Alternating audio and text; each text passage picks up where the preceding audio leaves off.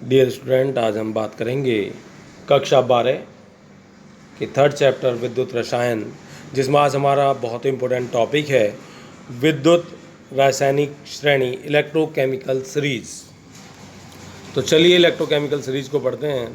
देखिए, वह सीरीज जिसमें धातुओं को उनके मानक अपचयन विभव के बढ़ते या घटते क्रम में रखने पर प्राप्त होती है विद्युत रासायनिक श्रेणी कहलाती है। ठीक है।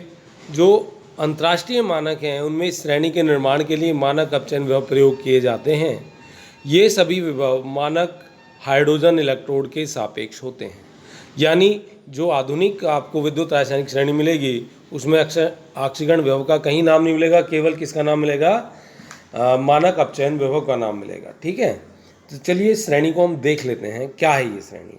इस श्रेणी में यहाँ आप देख रहे हैं इन तत्वों को उनके मानक अपचयन विभव के बढ़ते हुए क्रम में रखा गया है जब ये हमें श्रेणी मिली। यानी ऊपर यदि हम इसमें मान देखें तो यहाँ माइनस में है और नीचे जा रहे हैं प्लस में। इसका मतलब नीचे जाने पर जो इनके मानक अपचयन विभव हैं उनके मान लगातार बढ़ रहे हैं। तो इस प्रकार हमें जो मानक अपचयन विभव की जो श्रेणी प्राप्त हो रही है ये धातुओं की विद्युत रासायनिक श्रेणी या इलेक्ट्रोकेमिकल सीरीज या रिएक्टिविटी सीरीज है।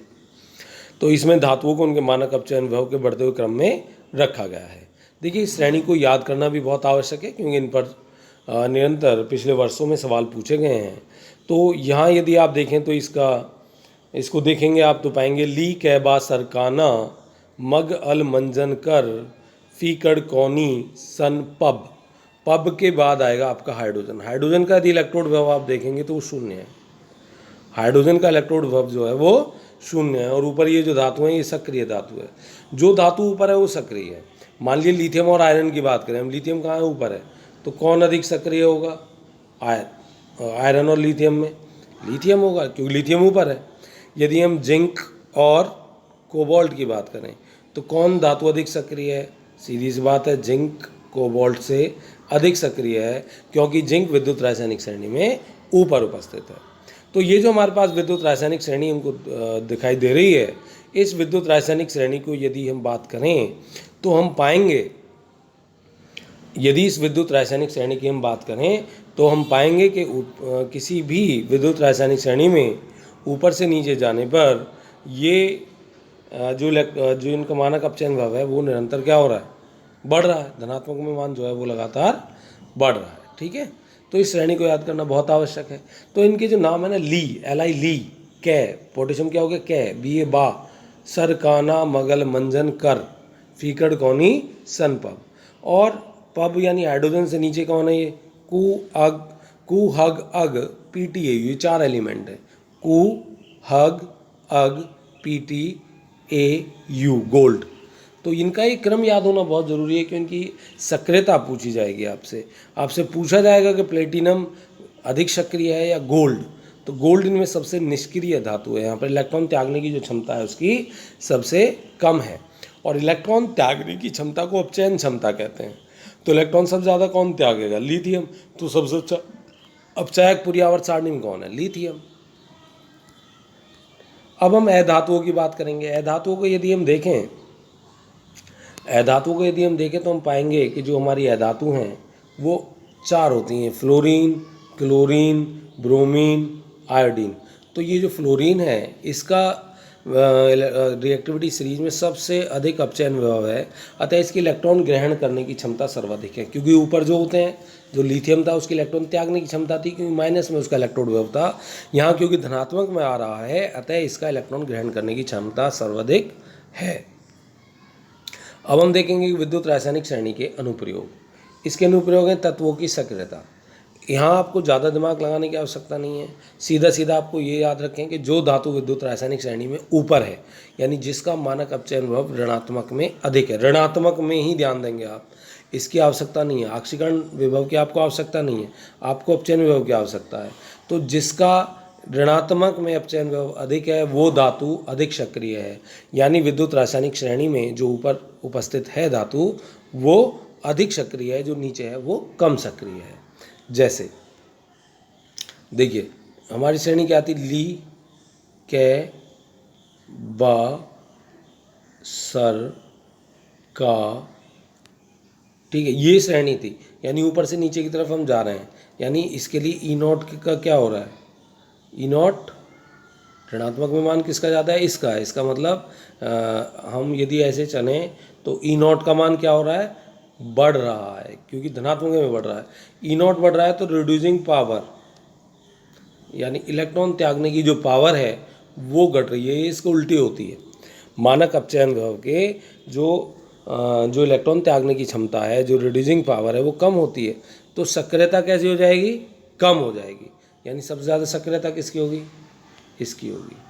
ठीक है, सक्रियता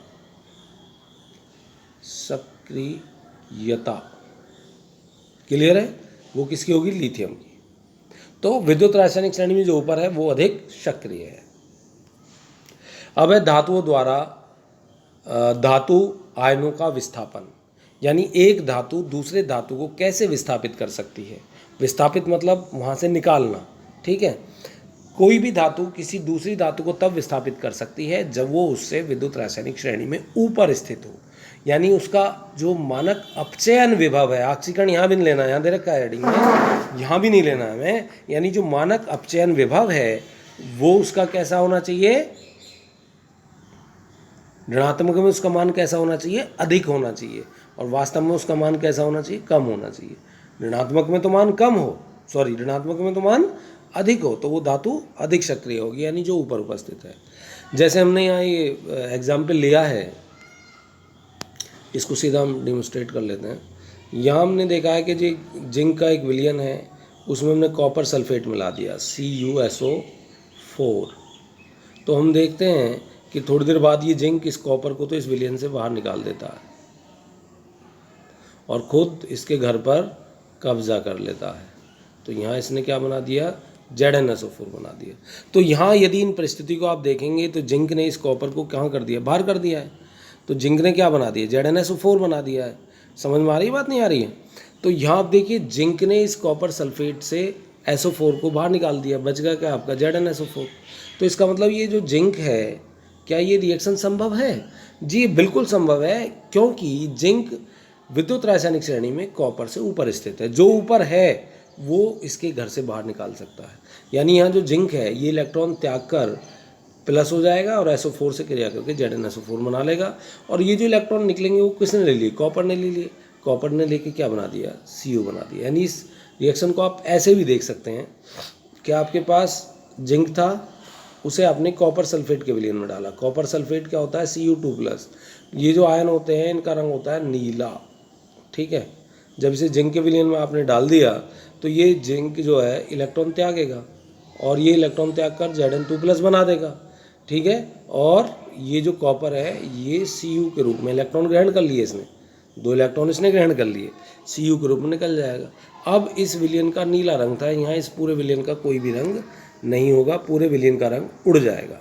इसी प्रकार आप एक दूसरा एग्जाम्पल ले सकते हैं। मान लीजिए आपने कॉपर सल्फेट के विलयन में आयरन की कुछ छड़ें डाल दी, लोहे की कुछ कीलें डाल दी, किसके विलयन में, कॉपर सल्फेट के विलयन में। तो प्रश्न ये आएगा कि कॉपर सल्फेट का विलयन नीला होता है, तो यदि उसमें लोहे की छड़ या कीलें डाल दी जाए तो नीला रंग धीरे धीरे उड़ जाता है। उड़ क्यों जाता है, क्योंकि Fe ने क्रिया की इसके साथ, Fe अधिक सक्रिय है क्योंकि विद्युत रासायनिक श्रेणी में कॉपर से ऊपर है, तो इसने इसको इसके घर से बाहर निकाल दिया। यानी ये जो Cu2+ आयन थे डिसअपियर होकर Cu में बदल गए। इन Cu2+ आयनों की वजह से ही विलयन का रंग नीला था। अब Cu+ आयरन की छड़ डालने से गायब हो गए, तो उस परिस्थिति में विलयन का नीला रंग भी समाप्त हो गया। अगला हमारे पास है कि अधातु द्वारा अधातु आयनों का विस्थापन। अधातु कौन थी, फ्लोरीन, क्लोरीन, ब्रोमीन, आयोडीन। यानी कोई भी अधातु जो कि विद्युत रासायनिक श्रेणी में ऊपर से अपने से ऊपर रखी हुई अधातु ऋणायन उसके विलयन से विस्थापित कर सकती है। कोई भी अधातु है, यदि वो नीचे है तो वो सक्रिय है, कोई धातु जो ऊपर है वो सक्रिय है। अब क्योंकि मैं अधातु की बात कर रहे हैं तो हमारा क्रम उल्टा हो गया। तो देखिए अधातु कौन कौन है, फ्लोरीन, क्लोरीन, ब्रोमीन, आयोडीन है। यानी फ्लोरीन जो है सबसे नीचे कौन है, आयोडीन है। तो फ्लोरीन जो है वो सबसे ऊपर है, यानी F2 की यदि हम बात करें, ये फ्लोरीन गैस है। ठीक है, और ये आपने HI के विलयन से इसकी क्रिया करा दी, तो ये इसके साथ बिल्कुल क्रिया करेगी, क्रिया करके ये जो फ्लोरीन है ये तो HF बना देगी और आयोडीन कहाँ होगी, वो बाहर निकल जाएगी। इसको कहते हैं हम फ्लोरीन की ऑक्सीकरण क्षमता। लेकिन यदि आयोडीन की बात करें हम, ठीक है, तो वो यदि HF से क्रिया करे तो वो क्रिया संभव नहीं है। क्यों संभव नहीं है? क्योंकि विद्युत रासायनिक श्रेणी में फ्लोरीन आयोडीन से नीचे स्थित है, यानी इसका जो अपचयन विभव है फ्लोरीन का वो आयोडीन से अधिक है, और जिसका अपचयन विभव अधिक होगा उसकी इलेक्ट्रॉन ग्रहण करने की क्षमता या ऑक्सीकरण क्षमता भी अधिक होगी। तो इस प्रकार जो है धातु हमारी विद्युत रासायनिक श्रेणी में नीचे है, अपने से ऊपर वाली धातु को उस धातु को उसके लवण के विलयन से वो बाहर निकालने की क्षमता रखती है। यानी अधातु यदि नीचे स्थित हैं तो सक्रिय हैं, और धातु यदि विद्युत रासायनिक श्रेणी में ऊपर स्थित हैं तो सक्रिय हैं। नेक्स्ट हमारे पास पॉइंट है कि धातुओं के धन विद्युतीय गुणों के निर्धारण में, देखिए जो धातु होती हैं उनकी क्षमता क्या होती है, इलेक्ट्रॉन त्यागने की होती है। और इलेक्ट्रॉन त्याग के वो क्या बनाती हैं धातु, इलेक्ट्रॉन त्याग कर क्या बनाती हैं धातुएं, धनायन बनाती हैं। तो जो धातु ऊपर उपस्थित है उसका अपचयन विभव कम है और वो धातु आसानी से इलेक्ट्रॉन त्याग कर क्या बना देगी, धनायन बना देगी। तो विद्युत रासायनिक श्रेणी में जो धातु ऊपर उपस्थित है वो अधिक धन विद्युतीय है, क्योंकि धनायन बनाने की क्षमता उसकी अधिक है। बात समझ में आ रही है? तो जो धातु ऊपर है वो ज़्यादा इलेक्ट्रोपॉजिटिव है, यानी इलेक्ट्रॉन त्याग कर धनायन बनाने की प्रवृत्ति उसकी अधिक है। अब बात आ रही है धातुओं द्वारा अम्ल से हाइड्रोजन का विस्थापन। देखिए हमने जो विद्युत रासायनिक श्रेणी पढ़ी है उसमें हाइड्रोजन से ऊपर जितने भी धातुएं हैं वो अम्ल से क्रिया करके हाइड्रोजन को विस्थापित कर सकती हैं विलयन से। ठीक है, कैसे, देखिए यहाँ खाली पेज नहीं छोड़ा, हम पीछे वाले पेज पर आ जाते हैं, कोई बात नहीं। देखिए यहाँ देखिए आपके पास, मान लीजिए आपके पास जिंक है और आपने कोई भी अम्ल ले लिया, मान लिया HCl अम्ल ले लिया, तो ये क्या काम करेगा, जिंक इस क्लोरीन के साथ तो ZnCl2 बना देगा और हाइड्रोजन गैस निकल जाएगी बाहर। तो ये धातु कौन सी धातु, जो विद्युत रासायनिक श्रेणी में हाइड्रोजन से ऊपर हैं, कौन कौन ऊपर हैं, ली कबा सरकाना मगल मंजन कर फीकड़ कौनी सन पब, पब तक की जो धातु हैं वो किससे ऊपर हैं, हाइड्रोजन से ऊपर हैं। और वो क्या निकाल सकते हैं, अम्ल से क्रिया करके हाइड्रोजन निकाल सकती हैं। क्या गोल्ड भी हाइड्रोजन से क्रिया करके HCl से क्रिया करके वो निकाल सकता है, गोल्ड है हमारे पास और ये HCl से क्रिया कर रहा है, क्या ये भी हाइड्रोजन निकाल सकता है, AuCl + H2? क्या ये क्रिया संभव है? जी बिल्कुल संभव नहीं है, क्योंकि गोल्ड जो है आपका जो Au है ये विद्युत रासायनिक श्रेणी में हाइड्रोजन से कहाँ स्थित है, ऊपर स्थित है, तो ये संभव नहीं है। चलिए, तो जो भी हाइड्रोजन से ऊपर है वो अम्ल से क्रिया करके हाइड्रोजन विस्थापित कर सकते हैं। देखिए धातुओं द्वारा जल से हाइड्रोजन का विस्थापन, यानी धातु जो होती हैं वो जल से क्रिया करके भी हाइड्रोजन निकाल सकती हैं। ठीक है, तो Fe के ऊपर, Fe से ऊपर की धातुएं जल से क्रिया करके H2 मुक्त कर सकती हैं। अभिक्रिया दो प्रकार की, यानी विद्युत रासायनिक श्रेणी में आयरन से ऊपर जितनी भी धातुएं हैं, यानी यदि हम विद्युत रासायनिक श्रेणी को देखें तो इसमें आयरन से ऊपर जितनी भी धातुएं हैं, यहाँ ये आयरन देखिए, ये विद्युत रासायनिक श्रेणी है और इसमें कहाँ है आयरन, ये रहा है, ये यहाँ आयरन है।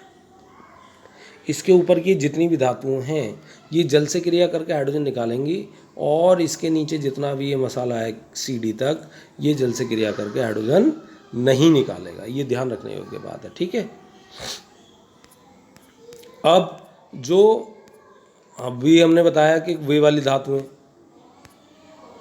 यहाँ अभी हमने बताया ये भी दो तरीके से क्रिया करेंगी। दो तरीके से क्रिया कैसे करेंगी, आपके पास Mg से Fe तक की धातुएं उच्च तापक्रम पर जल के साथ क्रिया करती हैं, जबकि Mg से कहाँ तक, Fe तक, जबकि कुछ धातुएं सामान्य तापक्रम पर जल से क्रिया कर लेती हैं, यानी इतनी रिएक्टिव हैं वो। यानी विद्युत रासायनिक श्रेणी में जो धातुएं Mg से ऊपर हैं वे सामान्य तापक्रम पर ही जल से क्रिया कर लेती हैं। ये भी यहाँ दो पॉइंट आ गए हैं, जो Mg से ऊपर हैं वो तो सामान्य तापक्रम पर ही जल से क्रिया कर लेती हैं, और जो Mg या Mg से नीचे हैं वो गर्म करने पर ही जल से क्रिया करके हाइड्रोजन बाहर निकालती हैं। क्लियर है? धातु ऑक्साइडों के स्थायित्व के अध्ययन में। ये भी बड़ा इंपॉर्टेंट पॉइंट है। धातु ऑक्साइड यानी किसी धातु का धन विद्युतीय लक्षण जितना अधिक होगा, धन विद्युतीय लक्षण कब अधिक होता है, जब धातु ऊपर स्थित होती है और जिसका मानक अपचयन विभव ऋणात्मक में होता है या कम होता है, ठीक है, उस धातु का ऑक्साइड उतना ही अधिक स्थायी होगा। यानी ऊपर जो स्थित धातु हैं उनके ऑक्साइड स्थायी होंगे। चूंकि विद्युत रासायनिक श्रेणी में नीचे की ओर जाने पर धन विद्युतीय लक्षण घटता है, अतः धातु ऑक्साइड का स्थायित्व भी घट जाता है। वे धातुएं जिनका धन विद्युतीय गुण बहुत कम होता है उत्कृष्ट धातु कहलाती हैं तथा इनके ऑक्साइड गर्म करने पर अपघटित हो जाते हैं। क्लियर है? जैसे Hg, Pt, Au, Ag इत्यादि के जो ऑक्साइड हैं ये गर्म करने पर अपघटित हो जाते हैं और ऊपर जो धातु हैं उनके ऑक्साइडों का क्या, वो अपघटित नहीं होंगे। यानी जैसे आप बात करें, यानी MgO मैग्नीशियम ऑक्साइड, इसे आप गर्म कर दो तो यहाँ कोई क्रिया नहीं होगी। लेकिन आपके पास जो धातु कहाँ स्थित हैं, ठीक है, जो विद्युत रासायनिक श्रेणी में कहाँ स्थित हैं, नीचे स्थित हैं, जैसे Pt, Au, गोल्ड, ये गर्म करने पर क्या दे देंगे, ऑक्सीजन दे देंगे।